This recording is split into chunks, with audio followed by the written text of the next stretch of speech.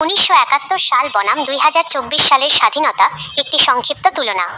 1971 সাল এবং 2024 সালের মধ্যে স্বাধীনতা ধারণার পার্থক্য বোঝার জন্য দুটি ঐতিহাসিক ঘটনার প্রেক্ষাপট সংক্ষেপে আলোচনা করা হলো। 1971 সালের স্বাধীনতা।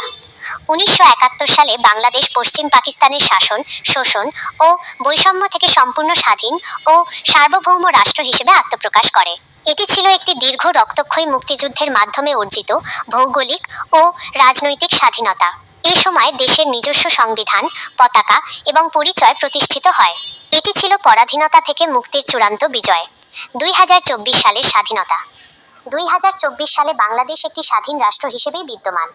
তবে এই সময়ে স্বাধীনতা বলতে বোঝায় জনগণের হারানো গণতান্ত্রিক অধিকার ও রাজনৈতিক স্বাধীনতা পুনরুদ্ধার।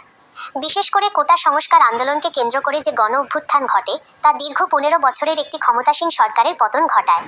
অনেকেই একে দ্বিতীয় মুক্তি বা গণতান্ত্রিক স্বাধীনতা হিসেবে দেখছেন, কারণ এটি জনগণের ভোটাধিকার এবং সুশাসন প্রতিষ্ঠার একটি নতুন সুযোগ তৈরি করেছে।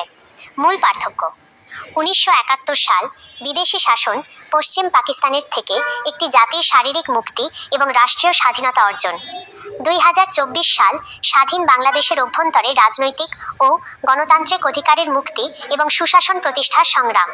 সংক্ষেপে, 1971 সাল ছিল একটি দেশের জন্মের বছর, আর 2024 সাল হলো সেই স্বাধীন দেশের অভ্যন্তরে জনগণের ক্ষমতা ও অধিকার পুনঃপ্রতিষ্ঠার একটি গুরুত্বপূর্ণ ধাপ।